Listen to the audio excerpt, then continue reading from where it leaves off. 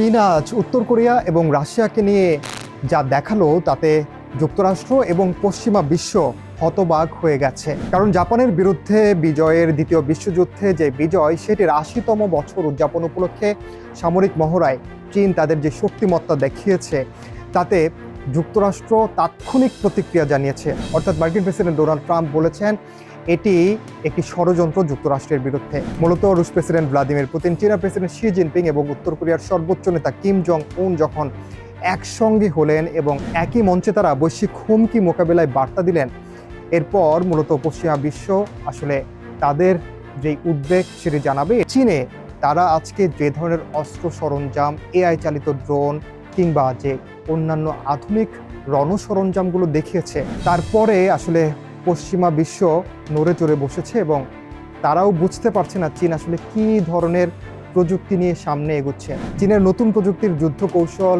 নতুন প্রযুক্তির যেই অস্ত্র ভাণ্ডার সেগুলো দেখার পর, মূল্যায়নের পর যুক্তরাষ্ট্র হয়তো তাদের যেই প্রতিক্রিয়া বা তাদের যে মূল্যায়ন সেটি জানাবে। তবে এর মধ্য দিয়ে চীন বেশ কয়েকটি বার্তা দিয়েছে, রাজনৈতিক বার্তা, সামরিকভাবে বার্তা, এছাড়া বিশ্ববাসীকে এক হওয়ার যে বার্তা, আগামীর বিশ্বে চীন নেতৃত্ব দেওয়ার মতো জায়গায় যাচ্ছে এমন বার্তাও দেওয়া হয়েছে বলে মনে করছেন বিশ্লেষকরা। আর এ নিয়েই এবারের দৃশ্যপট। সঙ্গে থাকুন সময়ের।